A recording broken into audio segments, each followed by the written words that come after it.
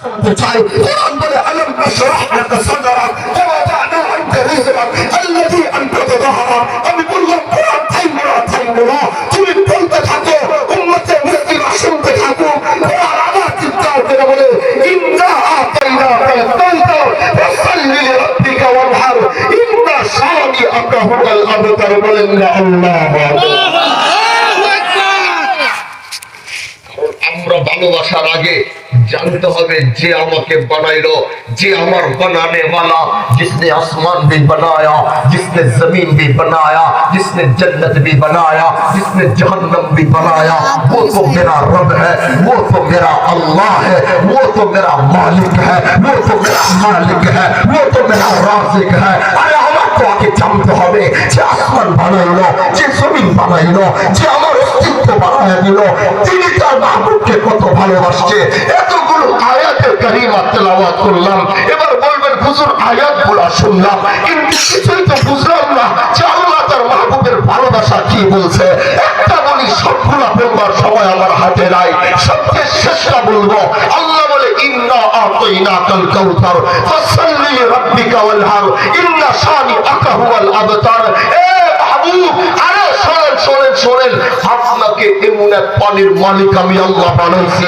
এবার নবী বলে ওইটা আবার কেমন পানি? যে পানির জন্য গোটা কিয়ামতের মাঠ কাঁপা যাবে, আসমান হিলা যাবে, জমিন হিলা যাবে, মানুষ শুধু দৌড়াবে। কারণ এমন পিপাসা যেটা দুনিয়ার জন্মের পরে মৃত্যু পর্যন্ত যে পিপাসা কারোর লাগে নাই তো লাগবেও না, এমন এক পিপাসা লাগবে। মানুষ এই পিপাসায় কি করবে জানেন? মাহবুব বলে জানি না। বলে এই পিপাসায় মানুষ মগজ চাটবে, পুষ খাবে, ঘাম খাবে, কিন্তু তারপরেও দেখবে পিপাসা মিটে না। কিন্তু ওই কিয়ামতের মাঠে আমি আল্লাহ আপনাকে এমন এক পানির মালিক আমি বানায় দেব, ওই পানির নাম হইল আবে কাউসার। বলে ওইটা দিয়া কি হবে? বলে ওই পানি আপনি যার জিহ্বার আগার ভিতরে এক ফোঁটা লাগায় দিবেন, কিয়ামতের মাঠ কায়েম হয়ে শেষ হয়ে যাবে, কিন্তু আর জীবনে আর কোনোদিন পিপাসা লাগবে না। মাহবুব ওই দিন যখন আপনি পানি পান করানো শুরু করবেন, ওই পানি পান করানোর জন্য মানুষ বলবে জানুনি। বলে কি? কে যেন পানি পান করায়? মানুষ পাগল হয়ে যাবে। এই ময়দানে আবার কে পানি পান করাবে?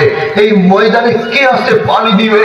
আরে সবাই দৌড়ায় যায় দেখবে হায় হায় হাদা রাসূলুনা হাদা রাসূলুনা হাদা রাসূলুনা, हाय हाय ये तो मेरे नबी मोहम्मद है। अरे এটা তো আমাদের নবী যার উম্মত আমরা ছিলাম, আমাদের নবীকে আল্লাহ পানি পান করানোর সুযোগ দিয়েছে। ওই কিয়ামতের মাঠে ওই পানি একমাত্র আপনি থাকবেন। আপনি যাকে পান করাবেন সে পান করতে পারবে, আপনি যাকে পান করাবেন না সে পানি পান করতে পারবে না। আল্লাহ কয় আমি কেমন ভালোবাসি, আমার ভালোবাসাটা তো দেখতে হবে। আল্লাহ যে মাহবুবরে এত ভালোবাসে, আমরা তার উম্মত হয়ে আমার নবীকে এত ভালোবাসতে পারি নাই। বলে কেন পারি নাই? কয় আমরা যদি আমার নবীকে ভালোবাসতাম তাহলে আমার নবীর পরে কেউ নবী দাবি করবে, এই কথা বাংলাদেশে একদিক থেকে উচ্চারণ হইতো, আরেক দিক থেকে ভূমিকম্পের মতো এই উম্মতরা ঐক্যবদ্ধ হয়ে তার বিরুদ্ধে এক সংগ্রাম শুরু করত, তার বিরুদ্ধে এক জিহাদ শুরু করত। কিন্তু ওই উম্মত নাই। এই জন্য আহত বাংলার মাটিতে এমন মানুষ পাওয়া যায় যারা নবীর পরে নবী দাবি করে, আমার নবীকে যারা শেষ নবী হিসাবে মানে না। জানেননি আপনারা? জানেন? বলেন তাদেরকে কি বলে? আওয়াজ করে বলেন কি বলে? আরো আওয়াজ করে বলেন কি বলে? বলে আমরা কোন দুনিয়াতে বাইচা আছি, আমরা বাইচা থাকতে কাদিয়ানীরা কেমনে বাংলাদেশে বসবাস করবে? আমরা বাইচা থাকতে কাদিয়ানীরা কেমনে আমাদের সুরতকে ধোঁকা দিয়ে আমাদের পাগড়ি চুরি করবে, আমাদের লেবাস চুরি করে ওরা আমাদেরকে ধোঁকা দিয়ে আমাদের ইসলাম ওরা ব্যবহার করবে, আর আমার নবীকে শেষ নবী হিসাবে মানবে না। এজন্য দোস্ত তুমি আমি এখনো নবীকে আগের মতো ভালোবাসতে পারি নাই, তুমি আমি নবীর অস্তিত্ব রক্ষা করতে পারি নাই। এই জন্য যদি আমরা ঐক্যবদ্ধ হতাম, আমরা যদি হাতে হাত মিলিয়ে একসাথে ময়দানে নামতাম, এই কাদিয়ানীর অস্তিত্বই বাংলার মাটিতে থাকতো না।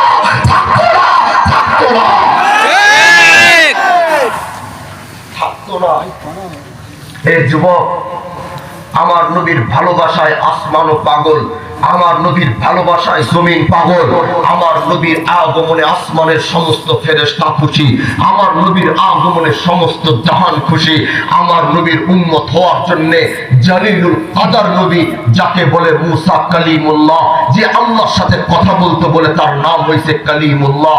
আরে বানানো কথা না, আমার নবীকে ভালোবাসতে গিয়া, কারণ আল্লাহ তাওরাতের ভিতরে বলছে আখিরি জামানার নবী কে হবে, আল্লাহ জাবুরের মধ্যে বলছে আখিরি জামানার নবী কে হবে, আল্লাহ ইনজিলের মধ্যে বলছে আখিরি জামানার নবী কে হবে, আল্লাহ তাওরাতের মধ্যে বলছে আখিরি জামানার নবী কে হবে, আল্লাহ কোরআনের মধ্যে বলছে আখিরি জামানার নবী কে হবে। এজন্য ওই নবীরা হযরত মুসা আল্লাহরে বলে, আল্লাহ কত চাওয়াই তো পূরণ করলাম, আরেকটা চাওয়া তো বাকি রয়ে গেল। আল্লাহ কয়, মুসা তোর আবার আরেক কি চাওয়া বাকি? কয়, কিতাব গাইটা সব যাই না তো বুঝলাম, যেই নবীর উম্মত হওয়ার কত সৌভাগ্য। আল্লাহ আমারে তো মুসা বানাইছো, আমারে তো কালিমুল্লাহ বানাইছো, আমার কি একটু উম্মতে মুহাম্মাদি বানান যায় না? সুবহানাল্লাহ। বানানো কথা না, মুসা কালিমুল্লাহ জালিলুল কাদার নবী, ওনার মতো নবী পর্যন্ত আল্লাহর কাছে এই উম্মত হওয়ার আকাঙ্ক্ষা আল্লাহর কাছে করেছে। তাইলে তুমি বুঝো তোমাকে আল্লাহ কোন নবীর উম্মত বানাইছে, তুমি বুঝো তোমাকে আল্লাহ কোন নবীর উম্মত হিসাবে কবুল করছে। আরে এই নবীর উম্মত হওয়ার পরে এই নবীর উম্মতের ঈমানই হবে অন্যরকম। এই নবীর উম্মতেরা সব কিছু বরদাস্ত করবে, কিন্তু নবীর উপরে গোস্তাখি বরদাস্ত করবে না। এই নবীর উম্মতেরা সব কিছু বরদাস্ত করবে, কিন্তু কেউ যদি নবীর উম্মতের আঙ্গুল তুলবে, এদেশের উম্মতেরা এটা বরদাস্ত করবে না। আমরা যদি দেশের জন্য জান দিতে পারি, আমরা নবীর জন্য জান দিতে পারি।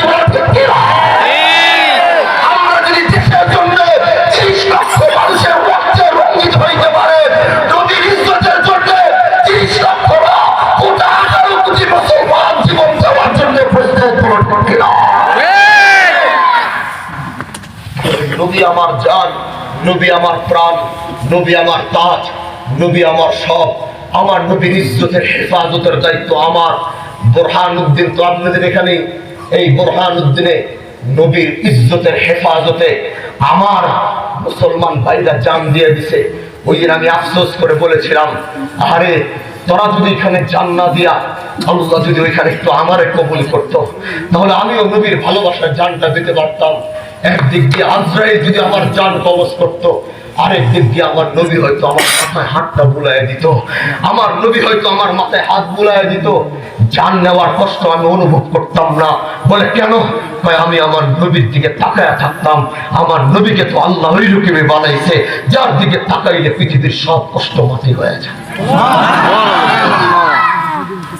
আমার নবীকে ভালোবাসতে গিয়া একজন বুখারী শরীফের একটা হাদিস মনে পড়ে গেছে, বলবো নি? শুনতে রাজি আছেন? আপনাকে মনে হয় শোনার মুখে দোয়া করে দিলে ভালো হয়।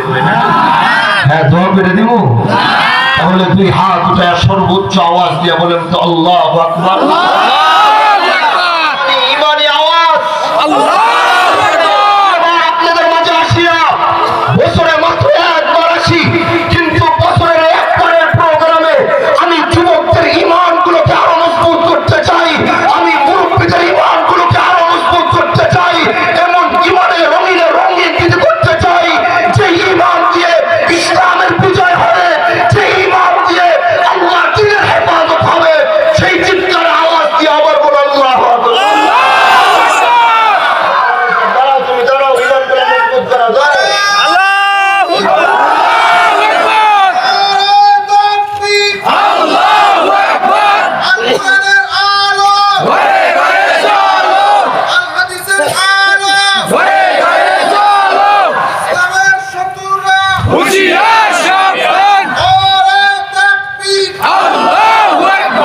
এটাই মুসলমানের শক্তি।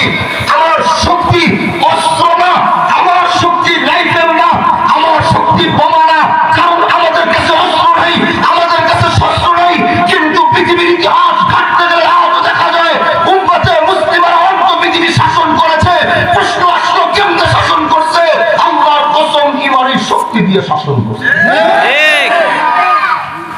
ওমর এক পাড়া থেকে আরেক পাড়া গোটা পৃথিবী মুসলমানদের দখলে বলে কেমনে? কি দিয়া? কয় ইমাম দিয়া। কয় কোন ইমানের আওয়াজ? কয় আল্লাহু আকবারের নামের চোটে আমরা পৃথিবী বিজয় করেছি।